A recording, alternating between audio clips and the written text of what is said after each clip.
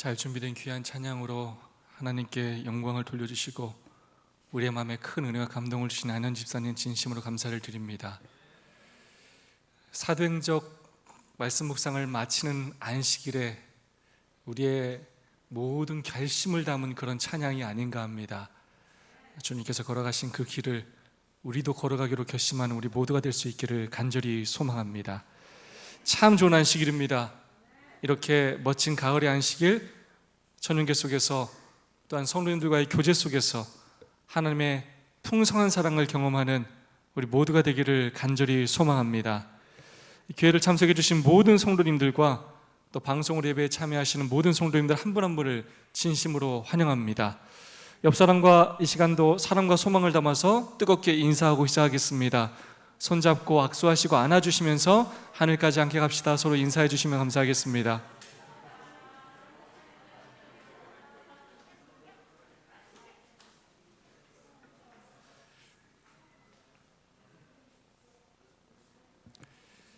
문제로 한번 시작해 볼까요? 이번 퀴즈는 군대를 다녀오신 남자분들에게 유리한 문제입니다. 우리나라 육군이 지정한 애창군가 10곡 중 한 곡인 이 아리랑결이라는 군가가 있습니다. 이 군가의 가사의 내용입니다. 이 빈칸에 들어갈 단어는 무엇일까요? 아시는 분 한번 손을 들어주시면 감사하겠습니다. 밟아도 뿌리 뻗는 땡땡땡처럼, 시들어도 다시 피는 땡땡땡처럼, 끈질기게 지켜온 아침의 나라, 옛날 옛적 조상들은 큰 나라 세웠지, 우리도 꿈을 키워 하나로 뭉쳐 힘세고 튼튼한 나라 만드세. 제가 이거 시작하기 전부터 우리 안경 성도님이 손을 드셨어요. 안경 성도님? 뭡니까? 잔디풀. 박수 한번 부탁드리겠습니다.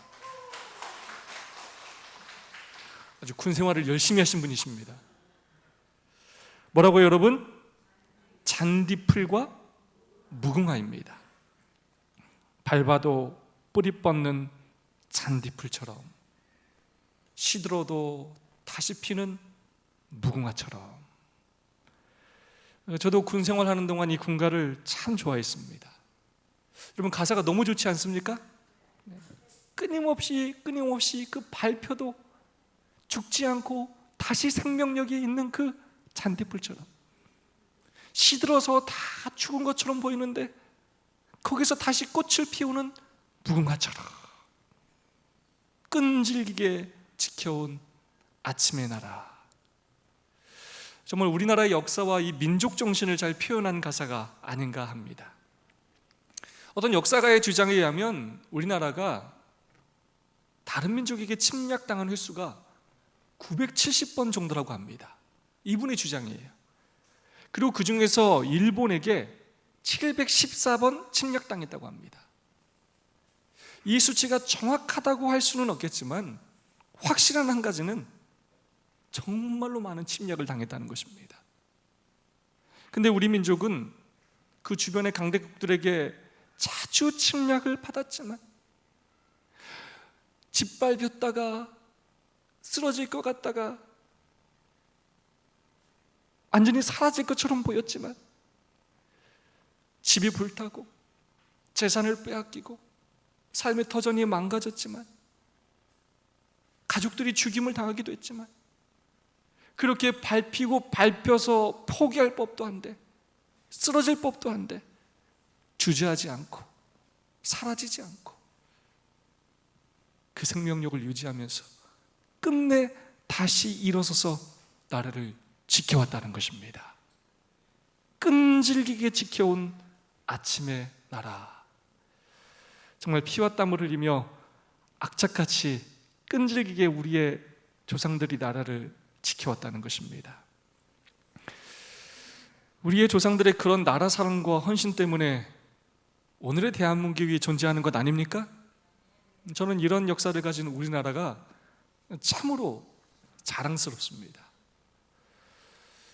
하나님의 나라, 곧 교회 또한 마찬가지입니다.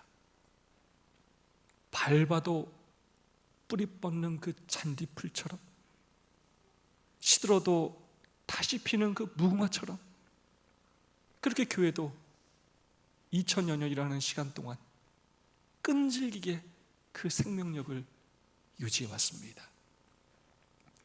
오늘은 그동안 너무나 많은 은혜를 받았던 사도행전 말씀 묵상을 마무리하는 안식일입니다.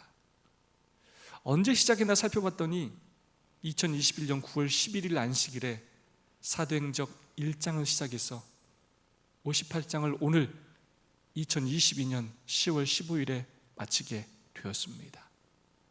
1년하고도 한 달이라는 시간을 함께 하였습니다. 저희가 벌써 책을 3권을 뗐죠?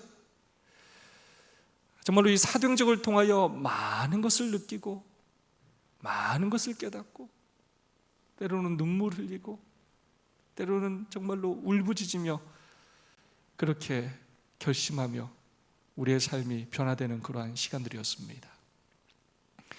이 사도행전에 바나바, 스데반, 바울, 베드로, 사도 요한 등 많은 인물들의 삶과 사역이 기록되어 있지만 사실 사도행전은 크게 보자면 교회의 역사라고 할 수가 있겠습니다.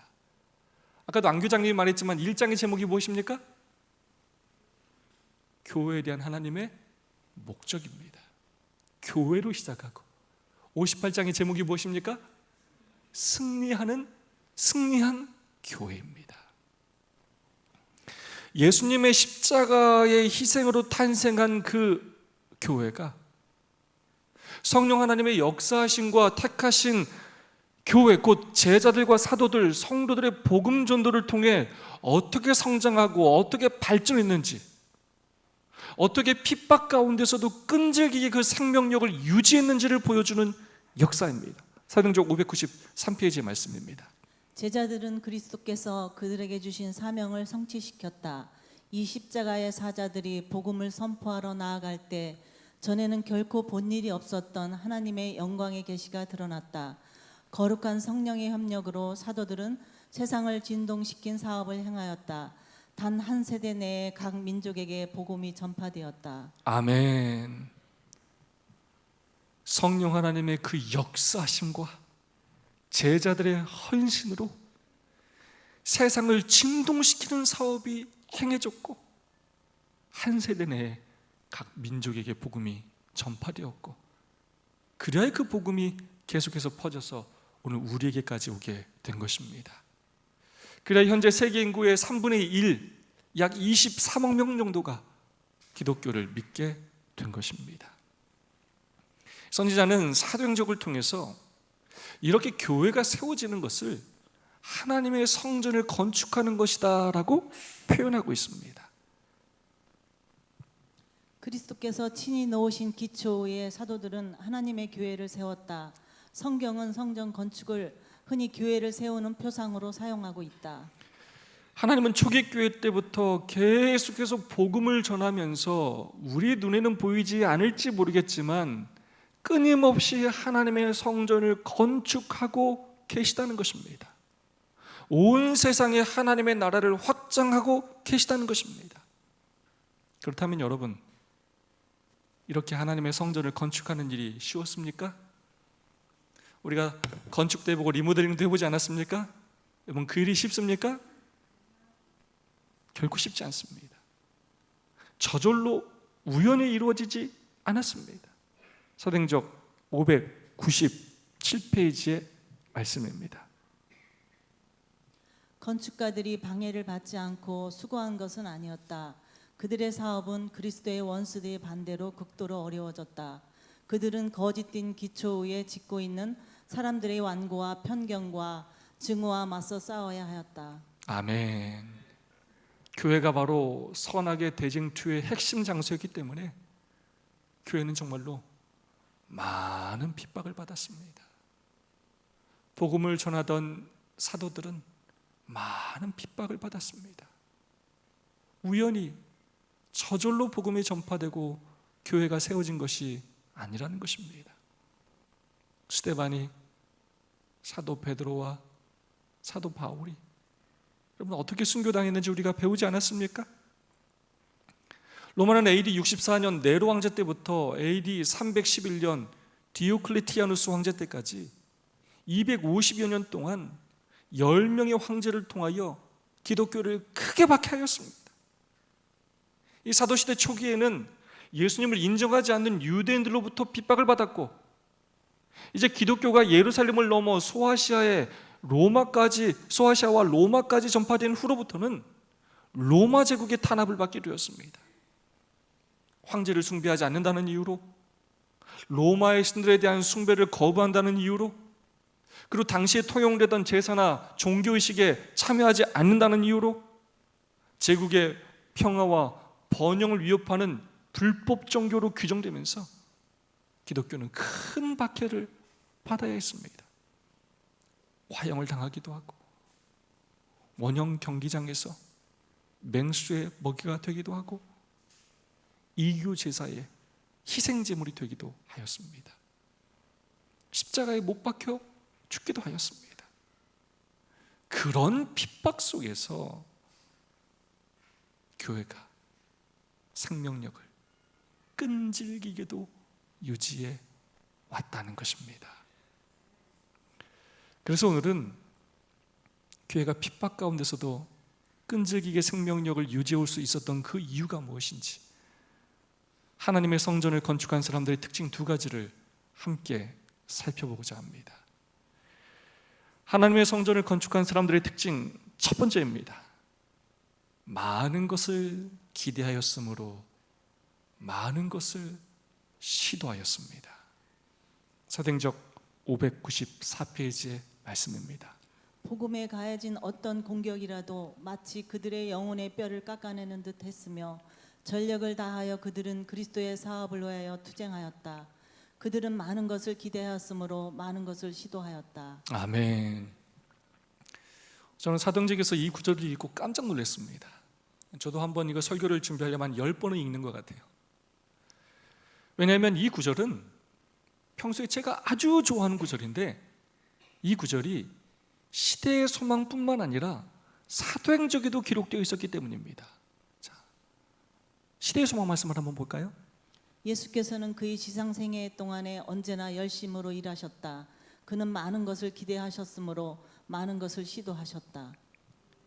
많은 것을 기대하셨으므로 많은 것을 시도하셨다.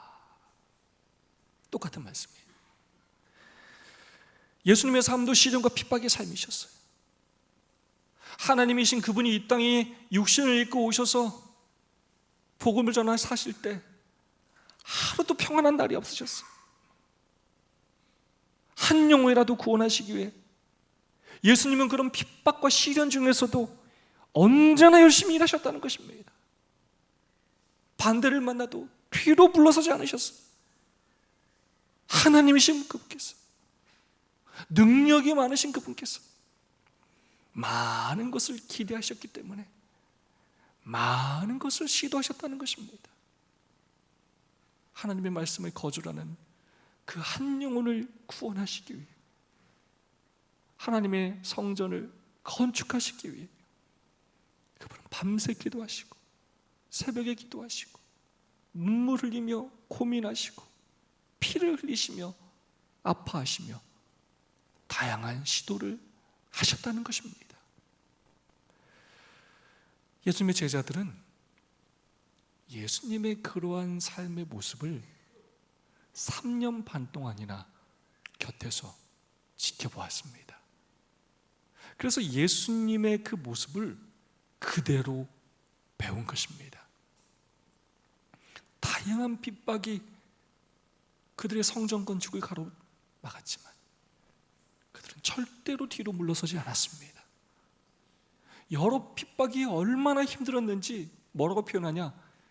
뼈를 깎는 듯한 고통을 그들에게 주었지만 그 정도로 아프고 힘든 시간들이었지만 예수님처럼 하나님의 사업을 위해 그들은 투쟁하였습니다. 지금까지 이룬 것에 만족하지 않았습니다. 안주하지 않았습니다.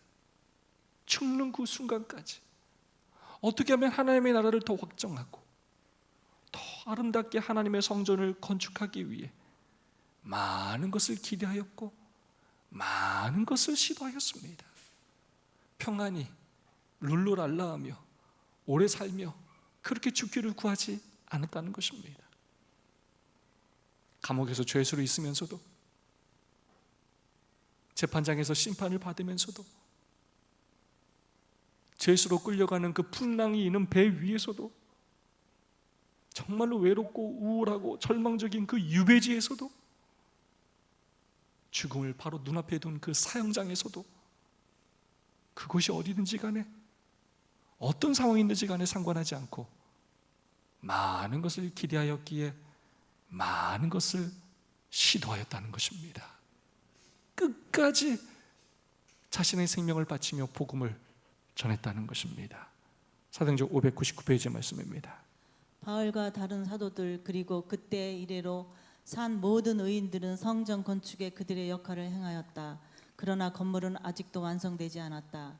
이 시대를 살고 있는 우리들도 해야 할 일이 있고 행해야 할 역할이 있다. 아멘. 이제 우리의 차례입니다. 바톤이 터치되었습니다. 우리 시대에 우리가 해야 할 일이 있다는 것입니다. 오늘도 사도행적이 계속 쓰여지고 있습니다. 오늘도 하나님의 택한 백성에 의하여 하나님의 성전 건축이 계속되고 있습니다. 세상에서 이 자기의 성을 쌓는 사람이 아니라 많은 것을 기대하기에 많은 것을 시도하는 남은 자손들로 인해 계속되고 있다는 것입니다. 이런 기사를 제가 보았습니다. 가만히 있는 참치는 죽는다. 여러분, 참 재밌는 제목이죠? 여러분 혹시 회유어라는 말 들어보셨습니까? 회유어? 네, 이 회유라는 말은 물고기가 알을 낳거나 먹이를 찾기 위하여 계절을 따라 일정한 시기에 한 곳에서 다른 곳으로 떼지어 헤엄쳐 다니는 일을 회유라고 합니다. 이 참치는 회유어라고 합니다. 그래서 참치는 가만히 있으면 죽는다고 합니다. 이 태어나는 순간부터 단 한 번도 멈추지 않고 움직인다고 합니다. 왜냐하면 호흡 때문이라고 합니다. 이 대부분의 물고기는 아가미로 호흡을 하는데 이 참치는 아가미를 움직이는 근육이 없어서 전신을 움직이면서 아가미에 물이 들어오고 그러면서 호흡을 하게 된다고 합니다. 때문에 움직이지 않으면 호흡을 할 수가 없어요. 질식해서 죽는 것입니다. 또한 참치는 상당히 묵직한 물고기라서 움직이지 않으면 바닷속으로 그대로 가라앉는다고 합니다. 그럼 참치는 언제 자느냐? 참치는 잠도 헤엄치면서 잔다고 합니다. 빠른 속도는 아니지만 천천히 헤엄치면서 잔다고 합니다. 가만히 있는 참치는 죽는다. 이 제목을 보면서 이 말이 떠올랐습니다. 가만히 있는 그리스도인은 죽는다. 가만히 있는 예수님의 제자는 죽는다. 우리가 이 한 3년 동안의 코로나를 통해 이미 경험하지 않았습니까? 움직이지 않으면, 나에게 맡겨진 그 봉사의 직분을 감당하지 않으면 결국 그 사람은 영적으로 죽는 것입니다. 누구도 예외가 없습니다. 목사여도 장로여도 어떤 직분과 직책을 가졌어도 아무리 오래 신앙을 했어도 상관이 없습니다. 과거에 어떤 대단한 일을 했어도 상관이 없어요. 오늘 움직이지 않으면 영적으로 죽는 것입니다. 지그치글러가 이런 책을 썼습니다. 시도하지 않으면 아무것도 할 수 없다. 정말 시도하지 않으면 아무 일도 할 수 없고 아무 일도 일어나지 않는 것입니다. 오늘날 많은 사람들이 반대를 만나면 포기합니다. 장애물이 있는 길은, 좁은 길은 핍박받고 희생하고 헌신해야 하는 길은 가고 싶어 하지 않아요. 귀찮아합니다. 그렇게까지 고생하며 살고 싶어 하지 않아요. 넓은 길을 찾고 편한 길을 찾습니다. 그러나 그런 삶은 어떤 가치 있는 열매를 맺을 수가 없는 것입니다. 스페인의 속담에 돌이 많은 시내가 아름다운 노래를 만든다라는 말이 있습니다. 장애물이 없는 삶은 그 어떤 귀한 열매도 맺을 수가 없다는 것입니다. 핍박을 만나도 상황이 좋지 않아도 포기하지 말고 시도해야 한다는 것입니다. 초등학교 초등공부 습관 바이블이라는 책이 있습니다. 이 책은 17년차 초등학교 교사가 직접 경험하고 연구해서 밝힌 1등하는 아이들의 공통점이 있다는 내용입니다. 많은 사람들이 이 IQ가 좋아야 공부를 잘한다고 생각하지만 자신이 직접 이렇게 경험하고 연구한 바에 의하면 그렇지 않다는 것입니다. 이 교사의 표현대로라면 성장형 마음가짐을 가진 학생이 공부를 잘한다는 것입니다. 이 마음가짐과 습관이 좋았기 때문이라는 것입니다. 그러면서 이 교사는 성장형 마음가짐을 4가지로 이야기했습니다. 첫 번째는 긍정성, 두 번째는 자율성, 세 번째는 근성, 네 번째는 회복 탄력성입니다. 저는 그 중에서 이 3번과 4번이 참 마음에 와닿습니다. 1등 하는 이 학생들의 특징이 뭐냐? 바로 근성이라는 것입니다. 끝까지 포기하지 않고 물고 늘어지는 그 힘이 있었다는 것입니다.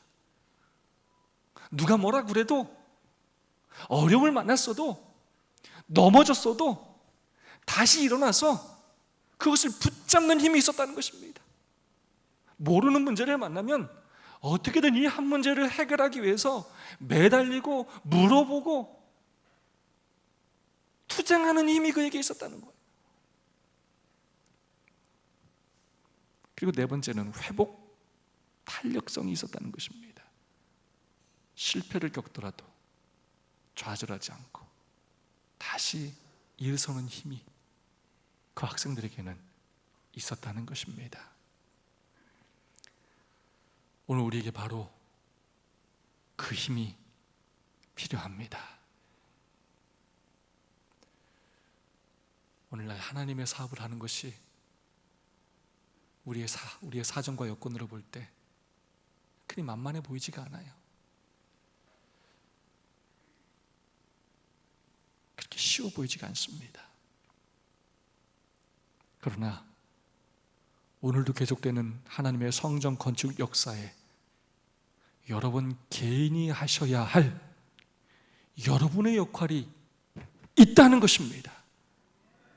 오늘 여러분의 상황과 형편이 좋지 않다 하시더라도 포기하지 마시고 많은 것을 기대하심으로 많은 것을 시도하시는 여러분과 제가 되기를 간절히 소망합니다.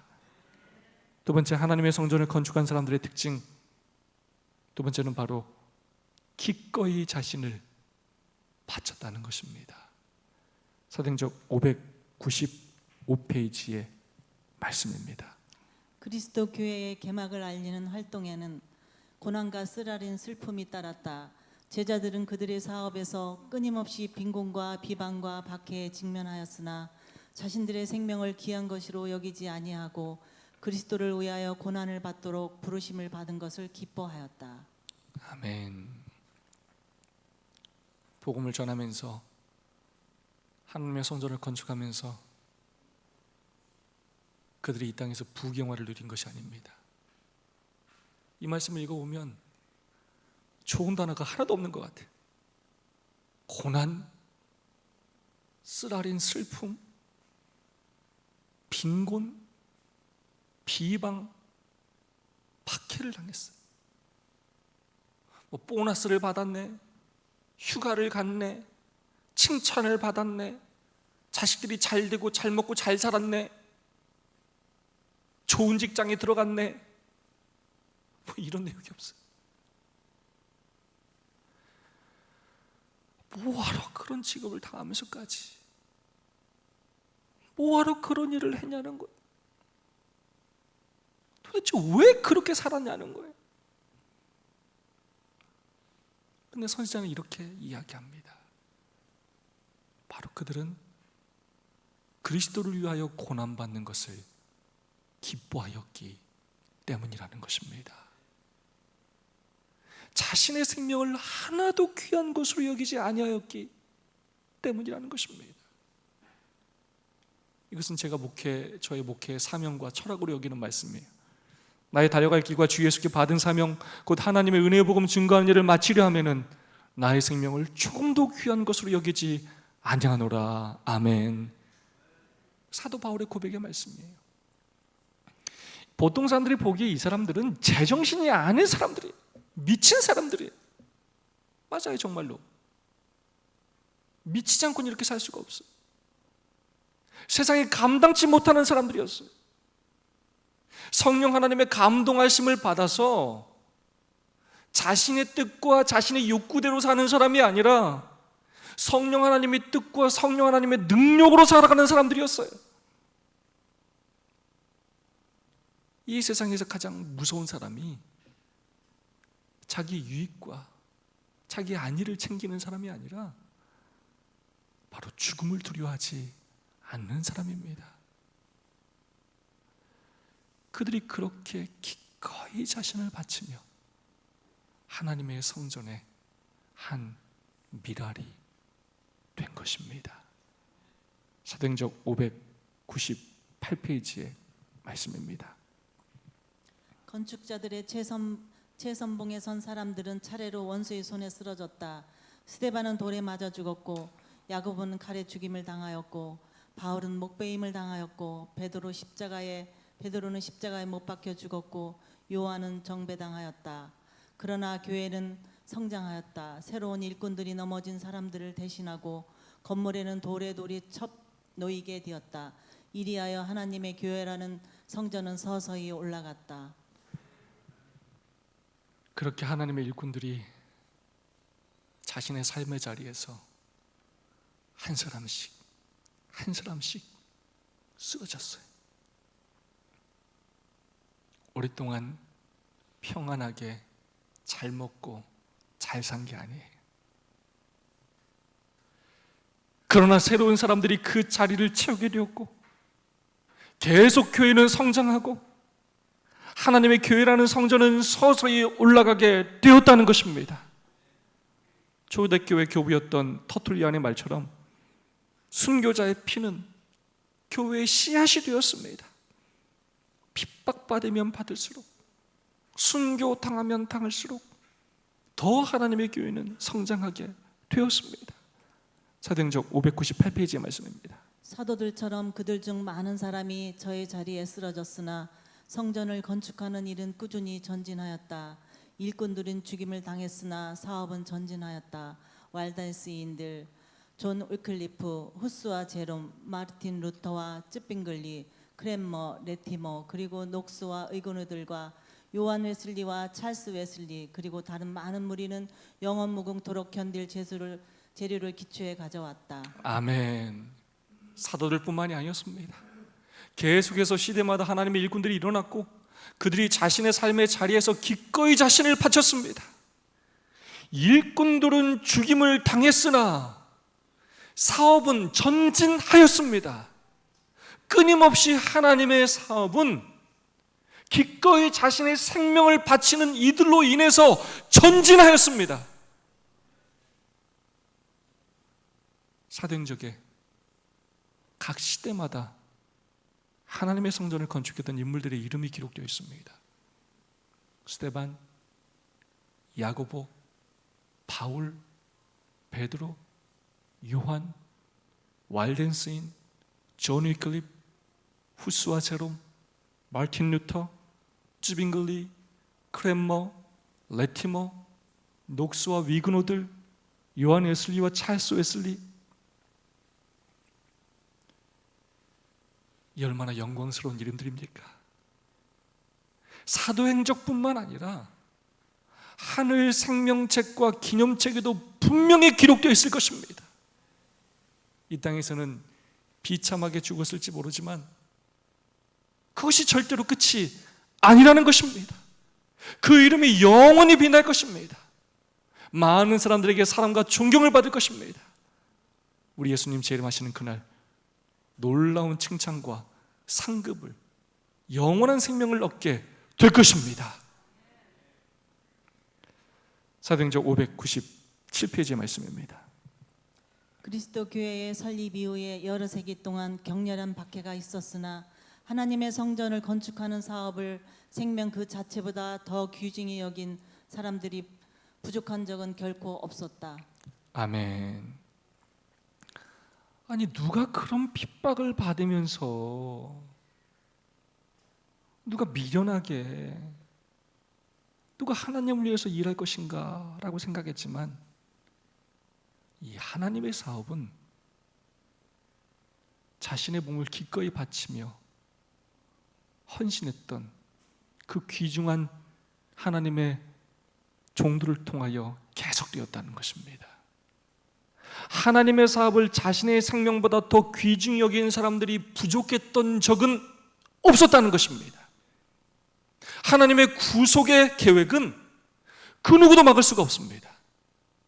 예수님 오시는 그날까지 순종하는 자들을 통하여, 기꺼이 자신을 바치는 자들을 통하여 계속될 것입니다. 오늘날도 마찬가지입니다. 누가 이 마지막 시대 자신을 바치며 하나님의 성전을 건축할 것인가? 누가 이렇게 자기의 쾌락을 추구하고 이렇게 바쁜 세상 가운데, 할 일 많은 세상 가운데 누가 하나님의 사업을 위해 헌신할 것인가? 아무리 찾아봐도 사람이 없는 것 같아 걱정되고 염려되고 때로 절망적일 때가 한두 번이 아니지만, 저는 이 말씀으로 위로를 받습니다. 하나님께서 그 사람들을 준비하고 계시다는 것입니다. 하나님은 여러분이 그 사람이 되기를 기대하십니다. 여러분이 이 마지막 시대에 하나님의 성전을 아름답게 건축할 그 사람이 되기를 기대하고 계시다는 것입니다. 먼저 된 자가 나중되고 나중된 자가 먼저 될 수 있는 것입니다. 하나님께서 여러분에게 주신 그 축복을 발로 걷어차지 마시기 바랍니다. 조동아 시인의 나 하나 꽃피어 라는 시가 있습니다. 나 하나 꽃피어 풀밭이 달라지겠느냐고 말하지 말아라. 내가 꽃피고 나도 꽃피면 결국 풀밭이 온통 꽃밭이 되는 것 아니겠느냐? 나 하나 물들어 산이 달라지겠냐고도 말하지 말아라. 내가 물들고 너도 물들면 결국 온 산이 활활 타오르는 것 아니겠느냐? 정말 일할 사람이 없어 보이지만, 우리의 환경이 그리 좋아 보이지 않지만, 정말 많은 장애물이 있고 앞이 캄캄해 보이지만, 다른 사람이 아니라 나 하나 꽃피면, 나 하나 물들면 이 교회가 달라질 수 있다는 것입니다. 내가 나의 삶의 자리에서 기꺼이 내 자신을 바친다면 나로 인해 하나님의 성전이 건축될 수 있다는 것입니다. 내가 오늘의 사도 바울이 된다면, 사도 요한이 된다면 놀라운 역사가 오늘 우리에게도 일어날 수 있다는 것입니다. 이번 주 설교에 모티브가 된 말씀입니다. 사도행전 601장의 말씀입니다. 교회에 대한 하나님의 약속은 영원히 굳게 설 것이다. 하나님께서는 교회를 영원한 미덕, 많은 세대의 기쁨으로 삼으실 것이다. 그것을 멸시하고 거절한 사람들이 버린 진리는 승리할 것이다. 비록 때때로 저지당한 듯이 보이는 그 발전은 결코 저지되지 않았다. 진리는 거룩한 능력을 부여받아 가장 굳은 방벽이라도 뚫고 나갈 것이며 모든 장애를 극복할 것이다. 아멘. 지금 반주되는 이 곡은 우린 승리하리라 라는 곡입니다. 가사가 아주 간단해요. 우리 승리하리라. 우리 승리하리라. 우리 승리하리라. 그날에 오 참마음으로 나는 믿네. 우리 승리하리라. 주 안에서. 아멘. 하나님의 교회는 마침내 승리할 것입니다. 지금까지 핍박 가운데서도 끊임없이 교회가 성장한 것처럼 때로는 저지당하는 듯 보일지라도 쓰러질 것처럼 보인다 하더라도 마침내 승리하게 될 것입니다. 만일 교회가 충성한다면, 이스라엘의 주 하나님을 영화롭게 한다면 교회에 맞설 만한 세력은 없다. 여러분, 누가 감히 하나님과 대적할 수 있겠습니까? 비록 결함이 있어 보이나 교회는 하나님께서 특별한 의미에 있어서 당신의 최고의 관심을 쏟으시는 대상이다. 아멘. 이 교회는 하나님께서 가장 아끼시고 가장 사랑하시는 대상이라는 것입니다. 세상 역사를 주관하시는 그 하나님께서 당신의 남은 교회를, 재림교회를, 우리 인천 세천사교회를 끝까지 지키실 것입니다.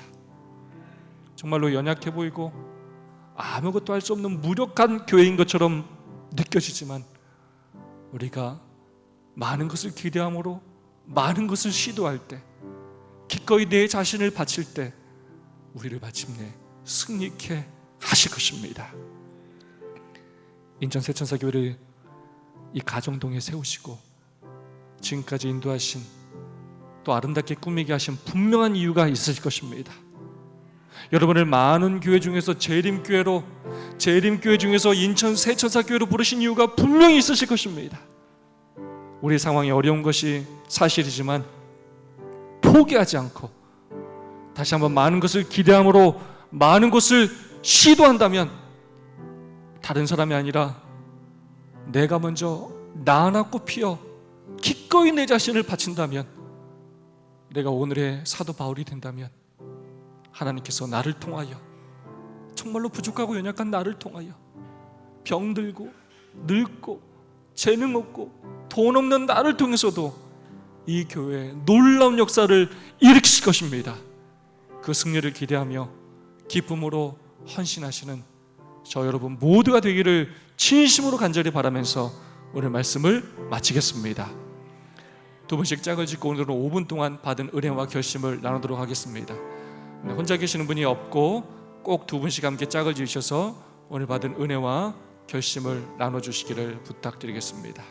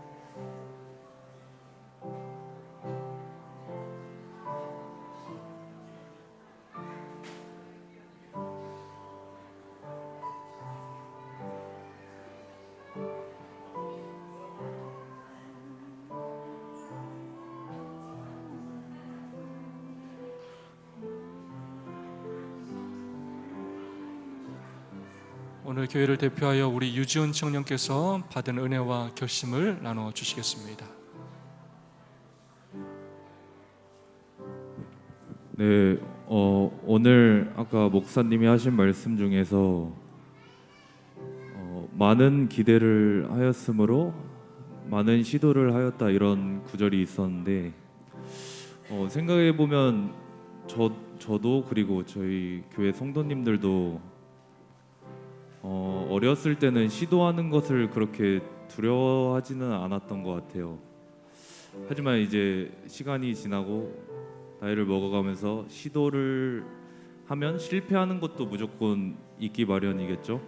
그래서 시도를 하고 이제 실패했던 것만 약간 더 뇌에 뭔가 각인이 된 것 같아서 이제 시도를 해서 성공했을 때 그 즐거움과 행복은 좀 잊어버리고 그런 부정적인 것만 이제 좀 더 이렇게 머리에 남아 있는 것으로 기억돼서 시도하는 것을 참 이제는 좀 시도하는 게 쉽지만은 않은데요. 근데 저도 이제 여기 인천 세천사교에 나오면서 사랑의 사도를 읽고 이제 말씀을 나누는 거 그것도 새로운 시도였습니다. 그리고 이제 학생방 이제 교사하는 것도 저에게는 새로운 시도였고요. 근데 이제 이런 새로운 시도들을 했는데